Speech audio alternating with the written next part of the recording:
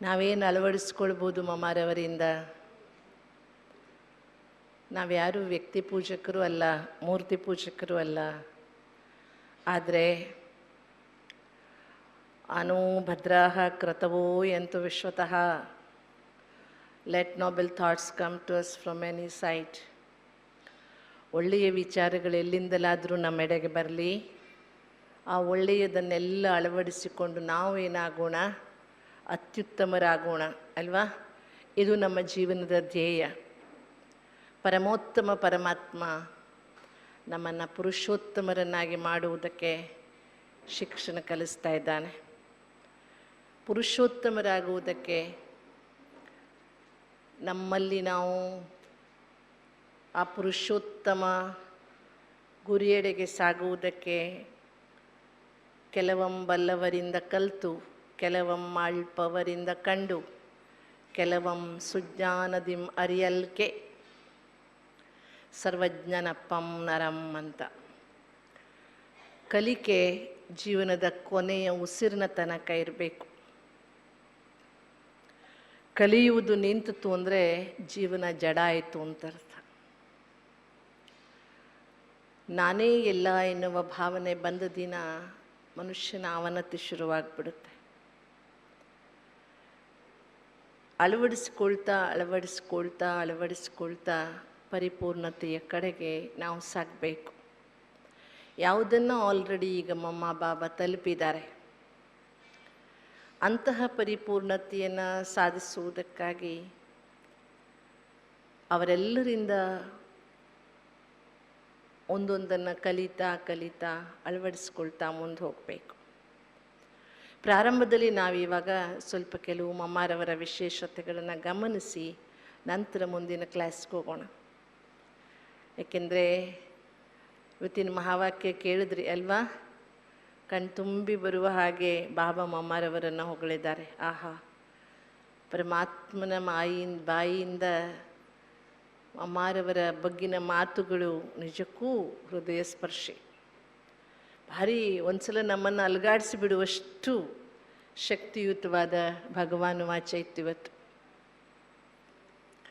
ಆದ್ದರಿಂದ ಮಮ್ಮಾಡಿ ವರದಾನೆಯ ಅಮೃತ ವೇಳೆ. ಇವತ್ತಿನ ವರದಾನ ಏನಿತ್ತು? ಮಹಾನಾತ್ಮ ಭವ. ಮಮ್ಮ ನಮಗೆಲ್ಲ ವರದಾನ ಕೊಟ್ಟರು. ನನ್ನಂತೆ ನೀವಾಗಿ ಮಹಾನಾತ್ಮ ಆಗಿ ಸ್ವೀಕಾರ ಮಾಡಿದರೆ ಎಲ್ಲ ಮಹಾನಾತ್ಮ ತಾನೇ ಎಲ್ಲರೂ ಅಲ್ವಾ? ಬಾಬಾ ನಮ್ಮನ್ನು ಸ್ವಚ್ಛ ಬುದ್ಧಿಯವರನ್ನಾಗಿ ಮಾಡಿದ್ದಾರೆ, ಶ್ರೇಷ್ಠರನ್ನಾಗಿ ಮಾಡಿದ್ದಾರೆ. ಅಮೃತ ವೇಳೆಯಲ್ಲಿ ನಮಗೆ ಸಿಕ್ಕ ವರದಾನ ಮಹಾನ್ ಆತ್ಮ ಭವ. ಬಾಬಾ ಹೇಳಿದ ತಕ್ಷಣ ನಾವು ಅದನ್ನೇನು ಮಾಡಬೇಕು? ಜಿ ಬಾಬಾ, ನಾನು ಮಹಾನಾತ್ಮ ಆಗಿದ್ದೇನೆ, ಆಗಿರ್ತೇನೆ ಅಂತ ಎಕ್ಸೆಪ್ಟ್ ಮಾಡಬೇಕು. ಎಕ್ಸೆಪ್ಟ್ ಅಲ್ವಾ? ನಿಮಗೆ ಎಷ್ಟೊಂದು ಮೆಸೇಜ್ ಬರುತ್ತೆ. ನೀವು ಎಕ್ಸೆಪ್ಟ್ ಮಾಡಿದ್ರೆ ನಿಮ್ಮ ಹತ್ರ ಇರುತ್ತೆ, ರಿಜೆಕ್ಟ್ ಮಾಡಿದ್ರೆ ಹೊರ್ಟೋಗುತ್ತೆ ಅದು. ಹಾಗೆ ಪರಮಾತ್ಮನೂ ವರದಾನ ಕೊಡ್ತಾನೆ. ಮಮ್ಮಾರವರ ಮೂಲಕ ವರದಾನ ಸಿಕ್ಕಿದೆ ನಮಗೆ. ವರದಾನಿ ಆತ್ಮ ಆಗಿ, ಮಹಾನಾತ್ಮ ಆಗಿ. ಇಲ್ಲಿ ಬಹಳ ಸಣ್ಣ ಅಕ್ಷರದಲ್ಲಿದೆ, ಆದರೆ बाबा मम्मा को बाजू में बिठाता था. मम्मा द्वारा टाइम बाबा, मम्मा सारा टाइम बाबा को देखती थी. ಪಕ್ಕದಲ್ಲಿ ಕೂರಿಸ್ಕೊಳ್ತಿದ್ರು ಬಾಬಾ. ಇಡೀ ದಿನ ಮಮ್ಮ ಬಾಬರವರನ್ನೇ ನೋಡ್ತಿದ್ರು. एक बार मम्मा को पूछा, मम्मा आज जो बाबा ने मुरली चलाई उस पर आपका क्या विचार है? मम्मा ने ऐसी आंख दिखाई, ये कोई क्वेश्चन है क्या? बाबा की मुरली में अपने विचार कहाँ से आए? इतना हमारी दृष्टि स्वच्छ हो, सतोगुणी हो, तब सतो प्रधान बनेंगे. ಇದು ದಾದಿ ಜಾನಕಿ ಹೇಳಿದ್ದು. ಬಾಬಾ ಮಮ್ಮ ಇವತ್ತು ಬಾಬರವ್ರ ಬಗ್ಗೆ ನಿಮ್ಮ ವಿಚಾರ ಏನು ಅಂತ ನಮಗೆ ಯಾರಿಗಾದ್ರೂ ಕೇಳಿದ್ರೆ ನಾವು ನಮ್ಮ ವಿಚಾರ ಹೇಳಕ್ಕೆ ಶುರು ಮಾಡಿಬಿಡ್ತೀವಿ. ಆದರೆ ವಿಚಾರ ಮಾಡಿ ನಾವು ಪರಮಾತ್ಮನಿಗೆ ಕಾಮೆಂಟ್ಸ್ ಹೇಳುವಷ್ಟು ಶ್ರೇಷ್ಠರಿದ್ದೇವಾ? ಭಗವಂತನ ಮಾತನ್ನು ಅನಲೈಸ್ ಮಾಡ್ಬೋದು, ಎಕ್ಸ್ಪ್ಲೇನ್ ಮಾಡ್ಬೋದು, ಕನ್ವಿನ್ಸ್ ಮಾಡ್ಬೋದು, ವಿನಃ ಕಾಮೆಂಟ್ಸ್ ಮಾಡುವ ಹಕ್ಕು ನಮಗೆ ಯಾರಿಗೋ ಇಲ್ಲ. ಅಷ್ಟು ಮೂರ್ಖತನದ ಕೆಲಸ ಯಾರು ಮಾಡಬಾರ್ದು. ಭಗವಂತನ ಮಾತಿಗೆ ಕಾಮೆಂಟ್ಸ್ ಹೇಳುವುದಕ್ಕೆ ನಾವು ಯಾರು? ಭಗವಂತ ಹೇಳಿದ್ದು final, there is no comments. ಅದು ಹಾಗಿತ್ತು ಹೀಗಿತ್ತು ಹೇಳುವ ಹಾಗಿಲ್ಲ. ಅದನ್ನು ಹೇಗೆ ಜೀವನದಲ್ಲಿ ಅಳವಡಿಸ್ಕೊಳ್ಬೇಕು ಅಂತ ಯೋಚನೆ ಮಾಡಬೇಕಷ್ಟೆ. ಇದು ಮಮ್ಮಾರವರ ಚಿಂತನೆಯಾಗಿತ್ತು. ಹಿಂದೆ ಹೋಗ್ತಾ ಇದೆಯಲ್ಲ ಮತ್ತೆ. ನೆಕ್ಸ್ಟ್ हाँ, मम्मा ने कभी अपना शो नहीं किया.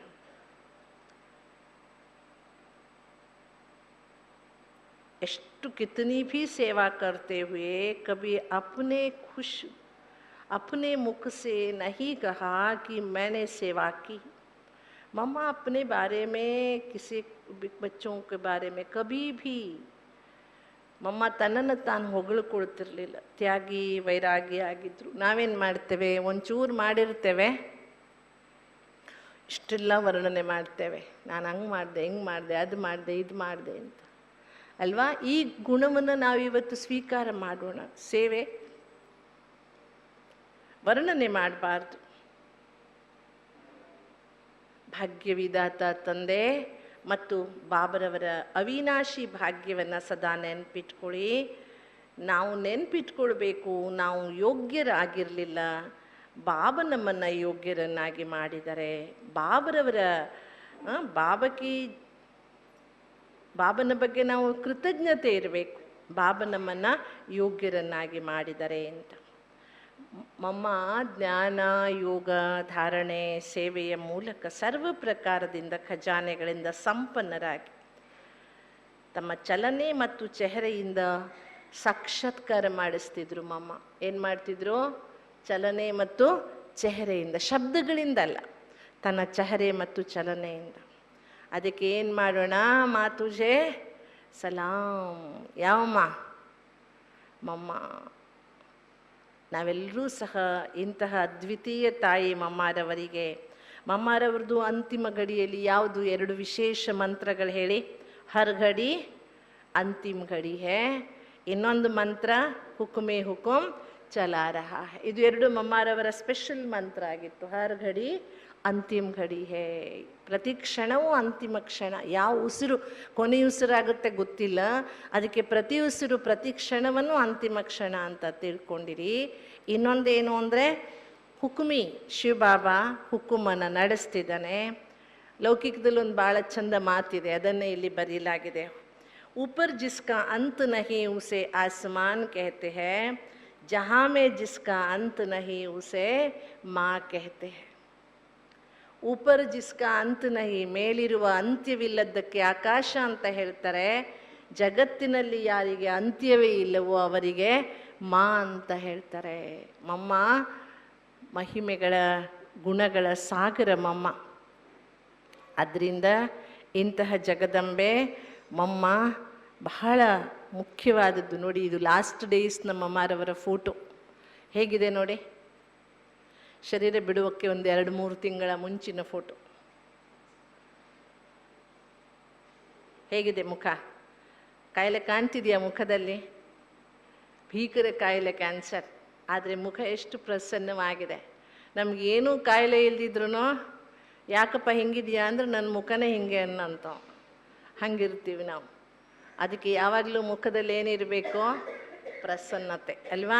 ಮಮ್ಮಾರವರನ್ನ ಇವತ್ತಿನ ದಿನ ನಾವು ಇದನ್ನು ಕಾಪಿ ಮಾಡೋಣ, ಈ ಗುಣವನ್ನು ಕಾಪಿ ಮಾಡೋಣ. ಅರ್ಥ ಆಯ್ತಾ?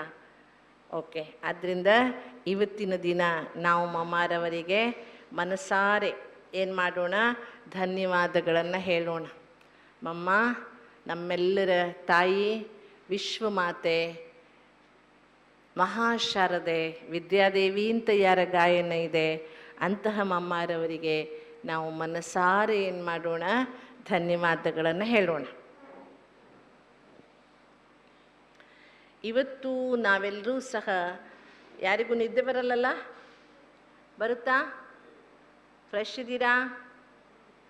ನಾನು ಅದಕ್ಕೆ ಪವರ್ ಪಾಯಿಂಟ್ ತೊಗೊಂಡು ಬಂದಿದ್ದು. ಇಷ್ಟೊತ್ತಿನಲ್ಲಿ ಸ್ವಲ್ಪ ಜಾಸ್ತಿ ಫ್ರೆಂಡ್ ಬಂದುಬಿಡ್ತಾನೆ. ಯಾರು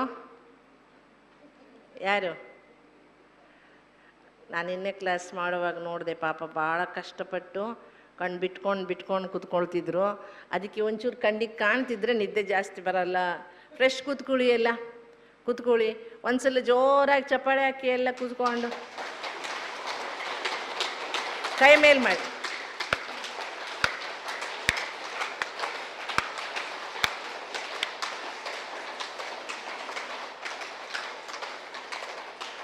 ಥ್ಯಾಂಕ್ ಯು.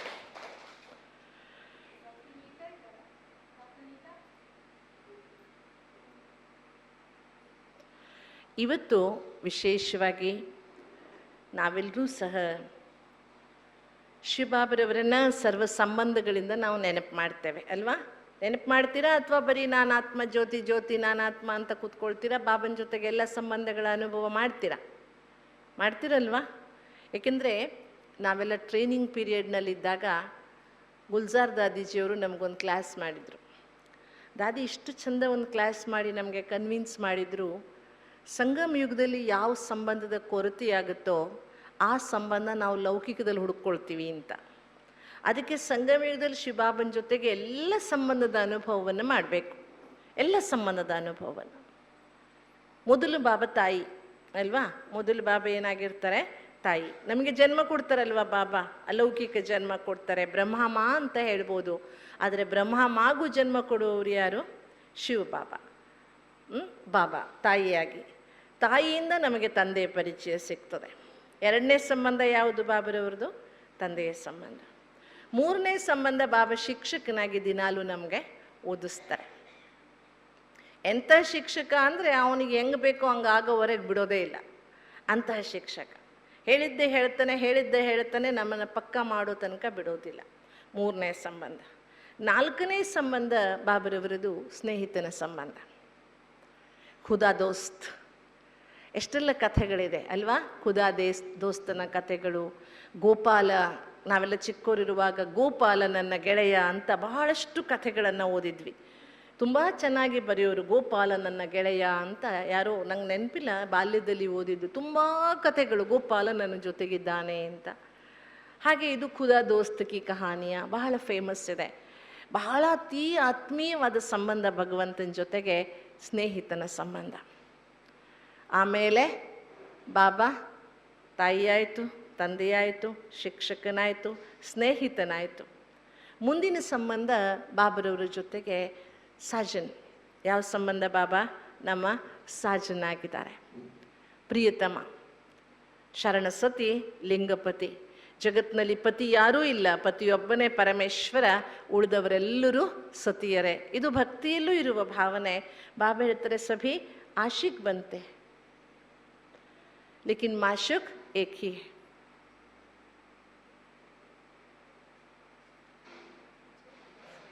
ಹಾಂ, ಆನ್ ಇದೆಯಾ ಅದು?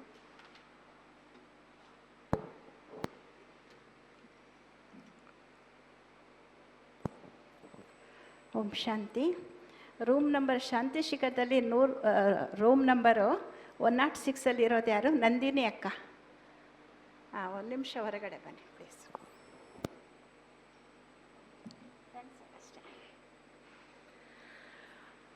ಐದನೇ ಸಂಬಂಧ ಯಾವುದು?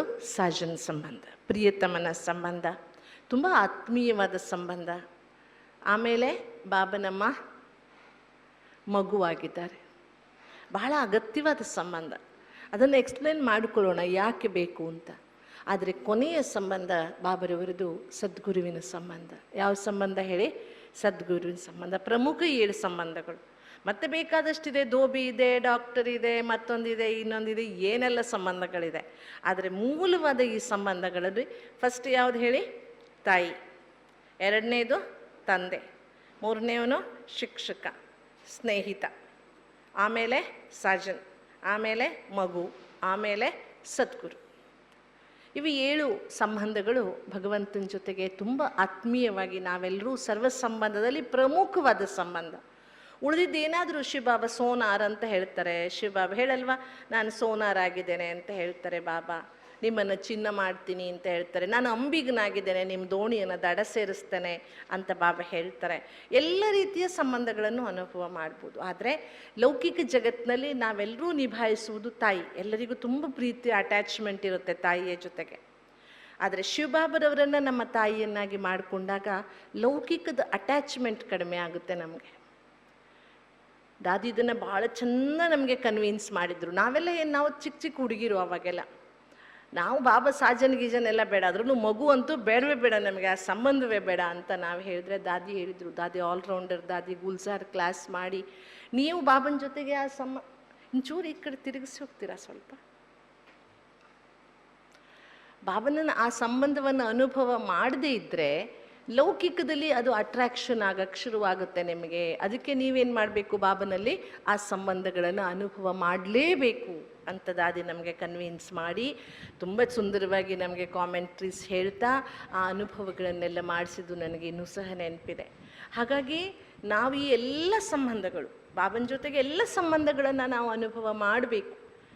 ತಾಯಿಯಾಗಿ ನಾವೊಂದು ಇದನ್ನು ಮಾಡ್ಕೊಳ್ಳಿ, ಒಂದು ಟೈಮ್ ಟೇಬಲ್ ಅಥವಾ ಒಂದು ಟೇಬಲ್ ಮಾಡಿ, ತಾಯಿ ಸಂಬಂಧದಲ್ಲಿ ಏನು ಪ್ರಾಪ್ತಿ, ತಂದೆಯ ಸಂಬಂಧದಿಂದ ಏನು ಪ್ರಾಪ್ತಿ, ಶಿಕ್ಷಕನ ಸಂಬಂಧದಿಂದ ಏನು ಪ್ರಾಪ್ತಿ, ಹಾಗೆ ದೋಸ್ತ್ ಬಾಬಾ ಸ್ನೇಹಿತ ಅಂದರೆ ಏನು ಪ್ರಾಪ್ತಿ, ಸಾಜನ ಸಂಬಂಧದಿಂದ ಏನು ಪ್ರಾಪ್ತಿ, ಮಗುವಾಗಿ ಬಾಬನನ್ನು ಮಾಡಿಕೊಂಡ್ರೆ ಏನು ಪ್ರಾಪ್ತಿ, ಸದ್ಗುರುವಿನಿಂದ ಏನು ಪ್ರಾಪ್ತಿ. ಹೀಗೆ ಬಾಬರವರ ಜೊತೆಗೆ ಈ 7 ಸಂಬಂಧಗಳನ್ನು ಬರ್ಕೊಂಡು ಅದರಿಂದ ಸಿಗುವ ಪ್ರಾಪ್ತಿಯನ್ನು ನಾವು ಬರ್ಕೊಂಡಾಗ ನಮಗೆ ಬಾಬರವ್ರ ಜೊತೆಗೆ ಆ ಸಂಬಂಧಗಳನ್ನು ನಿಭಾಯಿಸುವಾಗಿನ ಆನಂದ, ಪ್ರಾಪ್ತಿಯ ಖುಷಿ ಅನುಭವ ಆದಾಗ ಲೌಕಿಕದಲ್ಲಿ ಆ ಸಂಬಂಧಗಳ ಸೆಳೆತ ಕಡಿಮೆಯಾಗುವುದಕ್ಕೆ ಶುರುವಾಗುತ್ತೆ. ಜವಾಬ್ದಾರಿ ಬಿಡುವುದು ಬೇಡ, ನಾವು ಲೌಕಿಕದ ಜವಾಬ್ದಾರಿ ಬಿಡಿ ಅಂತ ಬಾಬಾ ಹೇಳಿಲ್ಲ, ಆದರೆ ಸೆಳೆತ ಬೇಡ. ಏನು ಬೇಡ ಹೇಳಿ? ಲಗಾವ್ ಅಂತ ಬಾಬಾ ಏನು ಹೇಳ್ತಾರೆ, ಅಟ್ಯಾಚ್ಮೆಂಟ್ ಅಂತ ಬಾಬಾ ಏನು ಹೇಳ್ತಾರೆ, ಅದು ಬೇಡ. ಪೂರ್ಣವಾಗಿ ಬಾಬನ ಜೊತೆಗೆ ನಮ್ಮ ಅಟ್ಯಾಚ್ಮೆಂಟ್ ಇರಬೇಕು, ಬಾಬನ ಕಡೆಗೆ ನಮ್ಮ ಪ್ರೀತಿ ಇರಬೇಕು. ಹಾಗಾಗಿ ಬಾಬನ ಜೊತೆಗೆ ಎಲ್ಲ ಸಂಬಂಧಗಳನ್ನು ಅನುಭವ ಮಾಡೋಣ. ಇವತ್ತು ನಾವು ಬಾಬನ ಸದ್ಗುರುವಿನ ಸಂಬಂಧದಲ್ಲಿ ಕೆಲವು ವಿಷಯಗಳನ್ನು ಚೆನ್ನಾಗಿ ಅರ್ಥ ಮಾಡಿಕೊಳ್ಳೋ ಪ್ರಯತ್ನ ಮಾಡೋಣ ಅಲ್ವಾ. ಈಗ ಕೆಲವು ಕಾಸ್ಟ್ಗಳಲ್ಲಿ, ಕೆಲವು ಧರ್ಮಗಳಲ್ಲಿ ಮಗು ಹುಟ್ಟಿದಾಕ್ಷಣ ಗುರು ಮಾಡಿಸುವ ಪದ್ಧತಿ ಇರುತ್ತೆ, ಗುರು ದೀಕ್ಷೆ ಕೊಡಿಸ್ಬಿಡ್ತಾರೆ. ಕ್ರಿಶ್ಚಿಯಾನಿಟಿಯಲ್ಲಿ ಇರುತ್ತೆ. ಇನ್ನು ನನಗನ್ಸಿದ ಮಟ್ಟಿಗೆ ಲಿಂಗಾಯತರು ಅಥವಾ ವೀರಶೈವರಲ್ಲಿ ಒಂದು ಮಗುವಿಗೆ ಲಿಂಗ ದೀಕ್ಷೆ ಕೊಡಿಸ್ಬಿಟ್ಟು ಗುರು ಮಾಡಿಸಿಬಿಡ್ತಾರೆ. ಉಳಿದೆಲ್ಲ ಧರ್ಮ ಜಾತಿಗಳಲ್ಲಿ ಅಷ್ಟು ಬೇಗ ಗುರು ಮಾಡಿಸೋದಿಲ್ಲ. ಇವಾಗ ಯಾವುದೇ ಧರ್ಮ ಜಾತಿಯವರಾಗಿರಲಿ, ನಮಗೆಲ್ಲ ಶಿವಬಾಬಾ ಸದ್ಗುರು ದೀಕ್ಷೆ ಕೊಟ್ಟಿದ್ದಾನ ಇಲ್ವಾ? ಕೊಟ್ಟಿದ್ದಾನಲ್ವಾ? ಏಕ್ ಬಾಪ್ ದೂಸರಾ ನಾ ಕೊಯ್, ಒಬ್ಬನ್ನ ಬಿಟ್ಟರೆ ಇನ್ಯಾರೂ ಇಲ್ಲ ಅನ್ನುವಂತಹ ಪೂರ್ಣ ಪ್ರಮಾಣದಲ್ಲಿ ನಾವು ಶಿವಬಾಬರವರನ್ನು ನಮ್ಮ ಸರ್ವ ಸಂಬಂಧಿಯಾಗಿ ಭಕ್ತಿ ಮಾರ್ಗದಲ್ಲಿ ಸುಮ್ಮನೆ ಹೇಳಿದ್ವಿ. ಏನಂತ? ತ್ವಮೇವ ಮಾತಾಶ್ಚ ಪಿತಾ ತ್ವಮೇವ ಬಂಧುಶ್ಚ ಸಖಾ ತ್ವಮೇವ ವಿದ್ಯಾ ದ್ರವಿಣಂ ತ್ವಮೇವ ಮಮ ದೇವ ಹೇಳಿದ್ವಿ. ಆದರೆ ಲಿಪ್ ಸಿಂಪತಿ ಮಾತ್ರ. ಅಲ್ಲಿ ಭಗವಂತನನ್ನು ಸರ್ವ ಸಂಬಂಧಿಯಾಗಿ ನಾವು ಅನುಭವ ಮಾಡಲಿಲ್ಲ. ಮಾಡಿದ್ವಾ? ಭಕ್ತರೆಷ್ಟು ಗಾಯನ ಮಾಡಿದ್ರು, ತಂದೆ ನೀನು, ತಾಯಿ ನೀನು, ಬಂಧು ನೀನು, ಬಳಗ ನೀನು, ಎನಗೆ ನೀನಲ್ಲದೆ ಮತ್ತಾರು ಇಲ್ಲವಯ್ಯ ಅಂತ ಕೂಡಲ ಸಂಗಮ ದೇವ ಅಂದ್ಕೊಂಡು ಹಾಡಿದ್ರು. ಆದರೆ ಅವರು ಮಾಡಿದ್ರು ಬಿಟ್ಟರು, ಉಳಿದವರಂತೂ ಯಾರು ಮಾಡಲಿಲ್ಲ. ತಂದೆ ಅಂದರೆ ನಮಗೆ ಜನ್ಮ ಕೊಟ್ಟ ತಂದೆ ನೆನಪಾಗ್ತಾರೆ, ತಾಯಿ ಅಂದರೆ ಜನ್ಮ ಕೊಟ್ಟ ತಾಯಿ ನೆನಪಾಗ್ತಾರೆ. ವಿಚಾರ ಮಾಡಿ, ಜನ್ಮಕ್ಕೊಬ್ಬ ತಂದೆ, ಜನ್ಮಕ್ಕೊಬ್ಬ ತಾಯಿ. ಆದರೆ ಶಾಶ್ವತವಾಗಿ ತಾಯಿ ತಂದೆ ಎಲ್ಲ ಯಾರು? ಶಿವಬಾಬಾ ಒಬ್ಬರೇ ಅಲ್ವಾ. ಆದ್ದರಿಂದ ನಾವು ಉಲ್ಟ ಬರೋಣ. ತಾಯಿಯಿಂದ ಶುರುವಾಗಿ ಸದ್ಗುರುವಿನವರೆಗಿನ ಈ ಸಂಬಂಧಗಳೇನಿದೆ ಅದರಲ್ಲಿ ತುಂಬ ಅಗತ್ಯವಾಗಿರುವ ಸಂಬಂಧ ಸದ್ಗುರುವಿನ ಸಂಬಂಧ. ಗುರು ಲೌಕಿಕದಲ್ಲಿ ಹೇಳ್ತಾರೆ, ಗುರುವಿನಃ ಮುಕ್ತಿ ಇಲ್ಲ, ಗುರು ಇಲ್ಲದೆ ಜೀವನದಲ್ಲಿ ಮೋಕ್ಷ ಸಿಕ್ಕಲ್ಲ, ಹೀಗೆಲ್ಲ ನಂಬಿಕೆಗಳು. ಆದರೆ ನಮಗೆ ಸದ್ಗುರುವೇ ಸಿಕ್ಕಿರುವಾಗ ನಿಜವಾಗಿಯೂ ನಾವು ಸಂಗಮ ಯುಗದಲ್ಲಿ ಮುಕ್ತಿಯ ಅನುಭವವನ್ನು ಮಾಡ್ತೇವೆ. ಅಷ್ಟಕ್ಕೂ ನಮಗೆ ಈ ಸಂಬಂಧಗಳನ್ನು ಯಾಕೆ ಅನುಭವ ಮಾಡಬೇಕಾಗಿದೆ ಅಂದರೆ, ನೋಡಿ, ನಾವೀಗ ನಿರಾಕಾರಿ ಸ್ವರೂಪವನ್ನು ಅನುಭವ ಮಾಡಿ ಪರಮಧಾಮಕ್ಕೆ ಹೋದರೂ ಮತ್ತೆ ನಾವು ಸಾಕಾರದಲ್ಲಿಯೇ ಬರಬೇಕು, ಈ ಜಗತ್ತಿನಲ್ಲಿಯೇ ಬರಬೇಕು. ಹಾಗಾಗಿ ಪರಮಾತ್ಮನಿಂದ ಅತಿಯಾದ ಸಂಬಂಧವನ್ನು ಅನುಭವ ಮಾಡುವುದಕ್ಕೆ ಲೌಕಿಕ ಸಂಬಂಧಗಳಲ್ಲಿ ನಾವೇನು ಪ್ರೀತಿ ಪಾಲನೆ ಪಡೆದಿದ್ದೀವಿ ಅದೆಲ್ಲವೂ ಭಗವಂತನಿಂದ ಸಿಗುತ್ತೆ ಅನ್ನುವುದು ನಮಗೆ ಮನವರಿಕೆಯಾದರೆ ಆಗ ಮತ್ತೆ ನಮ್ಮ ಮನಸ್ಸು ಲೌಕಿಕದ ಕಡೆಗೆ ಹೋಗೋದಿಲ್ಲ, ಯಾವ ಅಟ್ರಾಕ್ಷನ್ನೂ ಆಗೋದಿಲ್ಲ.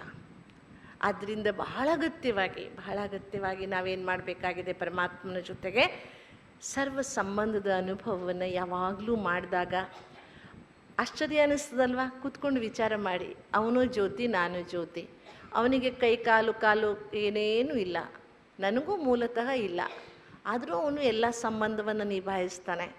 ನಾನು ಶರೀರದಲ್ಲಿದ್ದು ಅವನಿಂದ ಆ ಎಲ್ಲ ಸಂಬಂಧದ ಅನುಭವ ಮಾಡ್ತೇನೆ. ಅವನು ಶರೀರವಿಲ್ಲದೆ ಆ ಎಲ್ಲ ಸಂಬಂಧಗಳನ್ನು ನಿಭಾಯಿಸ್ತಾನೆ. ಎಂಥ ಅದ್ಭುತ ಅಲ್ವಾ? ಒಮ್ಮೊಮ್ಮೆ ವಿಚಾರ ಮಾಡಿದ್ರೆ ಇಷ್ಟು ಆಶ್ಚರ್ಯ ಆಗುತ್ತೆ ಭಗವಂತನ ಪಾತ್ರದ ಬಗ್ಗೆ. ವಾಹ್, ಗೊತ್ತಿಲ್ಲದೆ ನಮ್ಮ ಬಾಯಿಯಿಂದ ವಾಹ್ ಅಂತ ಹೊರಟು ಬಿಡುತ್ತೆ. ಪರಮಾತ್ಮನಿಗೆ ಶರೀರವಿಲ್ಲ.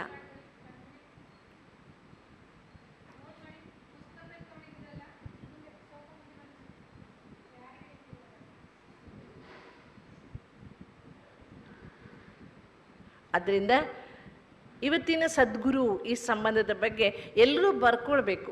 ಆಮೇಲೆ ಒಂದ್ಸಲ ನಾನು ಎಲ್ಲರದ್ದು ನೋಟ್ಬುಕ್ ನೋಡ್ತೀನಿ, ಯಾರ್ಯಾರು ಬರ್ಕೊಂಡಿದ್ದೀರಾ ಅಂತ. ಬರ್ಕೊಳ್ತೀರಲ್ವಾ?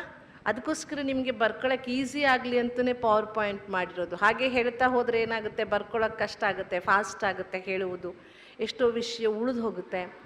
ಅದಕ್ಕೋಸ್ಕರ ನಾವು ವಿದ್ಯಾರ್ಥಿಗಳಾಗೋಣ. ಪರಮಾತ್ಮ ಈಶ್ವರನ ಮುಂದೆ ಶಿಕ್ಷಣಾರ್ಥಿಗಳಾಗಿ, ವಿದ್ಯಾರ್ಥಿಗಳಾಗಿ ಶಿಕ್ಷಣವನ್ನು ಪ್ರೀತಿಯಿಂದ ಸ್ವೀಕಾರ ಮಾಡೋಣ. ಗುರು ಅಂದರೆ ಅಜ್ಞಾನದ ಕತ್ತಲೆಯಿಂದ ಸುಜ್ಞಾನದ ಬೆಳಕಿನೆಡೆಗೆ ಕರೆದೊಯ್ಯುವವನು. ರು ಈ ಶಬ್ದದ ಅರ್ಥ ಇದು.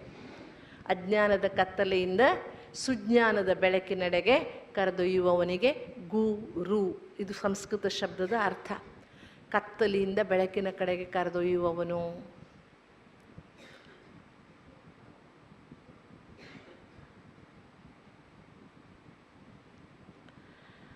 ಗುರು ಎಲ್ಲ ಪ್ರಶ್ನೆಗೆ ಉತ್ತರವಾಗಿರುವವನು.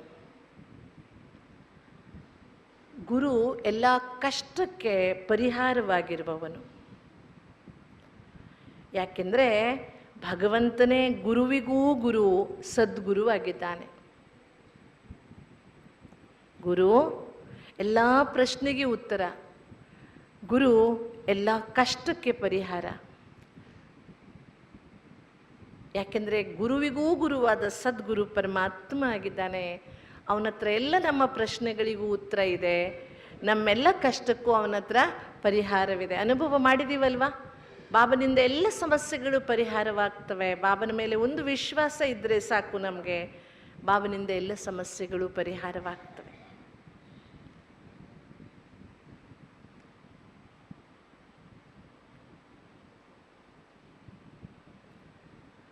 ಗುರು ಜ್ಞಾನದ ಭಂಡಾರ. ಗುರುವೇ ಮಾರ್ಗದರ್ಶಕ. ಗುರು ಜ್ಞಾನದ ಭಂಡಾರ, ಗುರುವೇ ಮಾರ್ಗದರ್ಶಕ. ಯಾಕೆಂದರೆ ಭಗವಂತನೇ ಸತ್ಯ ಶಿಕ್ಷಕ, ಸದ್ಗುರುವಾಗಿದ್ದಾನೆ. ಜಗತ್ತಿನಲ್ಲಿ ಎಲ್ಲೂ ಇಲ್ಲದ ಜ್ಞಾನ, ಯಾರೂ ಕೊಡದ ಜ್ಞಾನ, ಯಾರಿಗೂ ಸಿಗದ ಜ್ಞಾನ ನಮಗೆ ಶ್ರೀ ಬಾಬರವರಿಂದ ಸಿಕ್ಕಿದೆ, ಮಾರ್ಗದರ್ಶನ ಸಿಕ್ಕಿದೆ.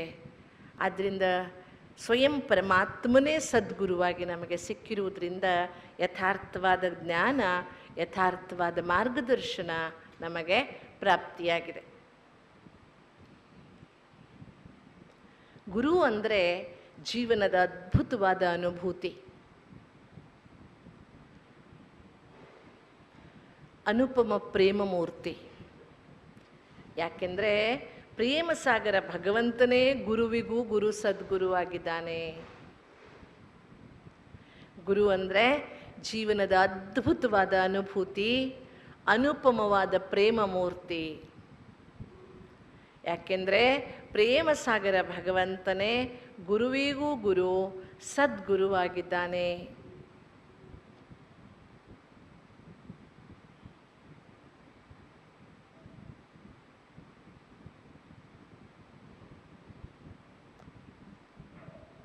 ಪ್ರತಿಯೊಂದು ಮಾತನ್ನು ಬರ್ಕೊಳ್ಳುವಾಗ, ಕೇಳುವಾಗ ಅದರ ಜೊತೆಗೆ ನಮ್ಮನ್ನು ಏನು ಮಾಡಬೇಕು, ಅದರ ಅನುಭವ ಮಾಡ್ತಾ ಹೋಗಬೇಕು. ಗುರು ಅಂದರೆ ಜೀವನದ ಅದ್ಭುತ ಅನುಭೂತಿ. ನೆನಪು ಮಾಡ್ಕೊಳ್ಳಿ, ಶಿವಬಾಬಾ ಸಿಕ್ಕಿದ ದಿನವನ್ನು ಎಂಥ ರೋಮಾಂಚನವಾಗಿತ್ತು. ಭಗವಂತ ಅಂತ ಬಂದಿದ್ದಾನೆ ಅಂತ ಗೊತ್ತಾದಾಗ, ಅವನೇ ಸದ್ಗುರುವಾಗಿ ಸಿಕ್ಕಿದ್ದಾನೆ ಅಂತ ಅಂದ್ಕೊಂಡಾಗ ಎಷ್ಟು ನಮಗೆ ಅಪಾರವಾದ ಆನಂದವಾಗಿತ್ತು.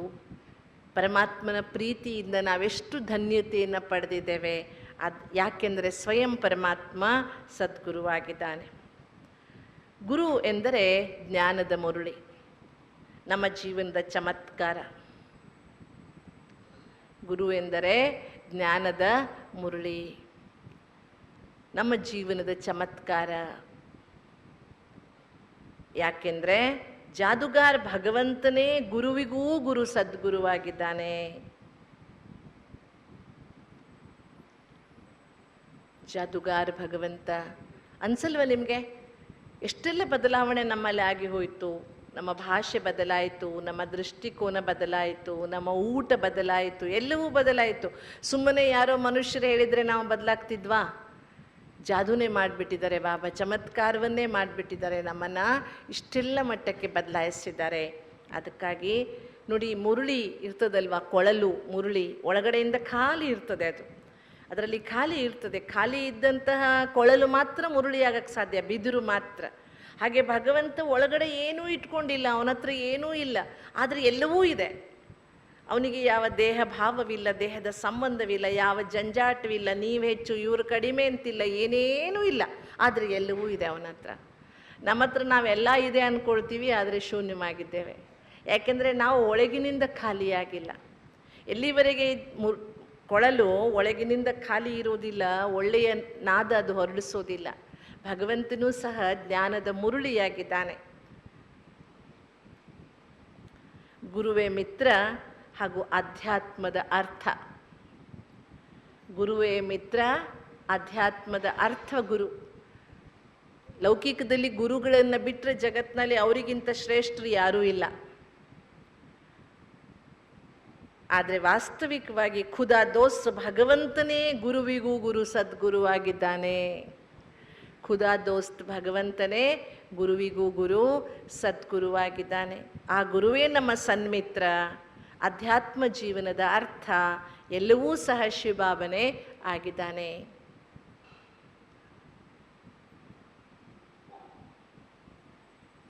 ಈ ಹಾಡು ಕೇಳಿದಿರಿ. ಗಿಡ ಮರವೆಲ್ಲವ ಲೇಖನಿ ಮಾಡಿ, ಶಾಹಿಯನ್ನು ಮಾಡಿ ಸಮುದ್ರವನು, ಭೂಮಿ ಆಕಾಶವ ಕಾಗದ ಮಾಡಿ, ಬರೆಯಲಾಗದು ನಿನ್ನಯ ಮಹಿಮೆಯನು. ಯಾಕೆಂದರೆ ಗುಣಗಳ ಸಾಗರ ಭಗವಂತನೇ ಗುರುವಿಗೂ ಗುರು ಸದ್ಗುರುವಾಗಿದ್ದಾನೆ. ಯಾಕೆ ಭಗವಂತನ ಮಹಿಮೆ ಹಾಡಿ ಮುಗಿಸೋಕ್ಕಾಗಲ್ಲ ಅಂದರೆ, ಗುಣಗಳ ಸಾಗರ ಭಗವಂತ ಗುರುವಿಗೂ ಗುರು ಸದ್ಗುರುವಾಗಿದ್ದಾನೆ. ಯಾವತ್ತಾದರೂ ಕೂತ್ಕೊಂಡು ಯೋಚನೆ ಮಾಡಿದ್ದೀರಾ? ಸಾಗರ, ಈಶ್ವರ ಅನ್ನುವ ಶಬ್ದ ಬಿಟ್ಟು ಭಗವಂತನ ಮಹಿಮೆಗಳನ್ನು ಒಂದಿನ ಕುಂತು ಬರೀರಿ ನೋಡೋಣ. ಸಾಗರ ಅನ್ನುವ ಶಬ್ದ ಬರಬಾರ್ದು, ಈಶ್ವರ ಅನ್ನುವ ಶಬ್ದ ಬರಬಾರ್ದು, ಉಳಿದಂತೆ ಭಗವಂತನ ಮಹಿಮೆಗಳೇನಿದೆ ಇಂಥವೆಲ್ಲ ನಮ್ಮ ಜೊತೆಗೆ ನಾವೇ ಆಟ ಆಡ್ತಾ ಇದ್ದರೆ ಎಷ್ಟೆಲ್ಲ ಮಹಿಮೆಗಳನ್ನ ನೋಡಿ. ಭಗವಂತನಿಗೆ ಏನಂತ ಹೇಳ್ತೇವೆ? ಸತ್ಯಂ ಶಿವಂ ಸುಂದರಂ ಬರಿಬೋದು. ಎಷ್ಟೆಲ್ಲ ಮಹಿಮೆಗಳು. ಆವಾಗ ನಮಗೆ ಶಿವಬಾಬರವರ ಮಹಿಮೆಗಳು ಅಂತಃಕರಣದಿಂದ ಬರೋಕ್ಕೆ ಶುರುವಾಗ್ತವೆ. ಬುದ್ಧಿ ಸ್ವಲ್ಪ ಕೆಲಸ ಮಾಡ್ತದೆ. ಯಾಕೆಂದರೆ ಗುಣಗಳ ಸಾಗರ, ಅಗಣಿತವಾದ ಗುಣಗಳ ಸಾಗರ, ಎಷ್ಟು ಹೇಳಿದ್ರೂ ಮುಗಿಯಲ್ಲ ಅಂತಹ ಸದ್ಗುರು ಭಗವಂತನಾಗಿದ್ದಾನೆ. ಭಾಳ ಇಂಪಾರ್ಟೆಂಟ್ ಮಾತು. ಗುರುವಿನ ಕೈ ಹಿಡ್ಕೊಳ್ಳೋಕ್ಕೆ ಬದಲಾಗಿ ನಿಮ್ಮ ಕೈ ಸದ್ಗುರುವಿನ ಕೈಯಲ್ಲಿ ಕೊಟ್ಬಿಡಿ. ಯಾಕೆಂದರೆ ನೀವು ಕೈ ಬಿಡಬಹುದು, ಆದರೆ ಸದ್ಗುರು ಭಗವಂತ ನಿಮ್ಮ ಕೈ ಬಿಡಲ್ಲ. ತಾರನ್ಹಾರ ಭಗವಂತನೇ ಗುರುವಿಗೂ ಗುರು ಸದ್ಗುರುವಾಗಿದ್ದಾನೆ. ಒಂದೊಂದು ಮಹಿಮೆ ಎಷ್ಟು ಚೆನ್ನಾಗಿದೆ ನೋಡಿ. ತಾರನ್ಹಾರ್, ತಾರನೇವಾಲ ಅಂದರೆ ದಡ ಹಾಯಿಸುವವನು ತಾರನ್ಹಾರ್. ಭಗವಂತನೇ ಗುರುವಿಗೂ ಗುರು ಸದ್ಗುರುವಾಗಿದ್ದಾನೆ. ಎಲ್ಲರೂ ನಿಮ್ಮ ಕೈ ಭಗವಂತನ ಹತ್ರ ಕೊಟ್ಟಿದ್ದೀರಾ, ನೀವು ಹಿಡ್ಕೊಳ್ಳೋ ಪ್ರಯತ್ನ ಮಾಡ್ತಿದ್ದೀರಾ. ಏನು ಮಾಡಿದ್ದೀರಿ? ಏನು ಮಾಡಬೇಕು? ನಮ್ಮ ಕೈಯನ್ನು ಭಗವಂತನ ಕೈಯಲ್ಲಿ ಕೊಟ್ಬಿಡ್ಬೇಕು.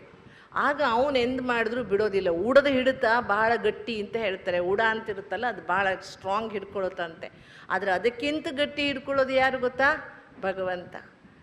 ನಾವು ಬಿಟ್ಟರೂ ಭಗವಂತ ನಮ್ಮನ್ನು ಕೈ ಬಿಡೋದಿಲ್ಲ.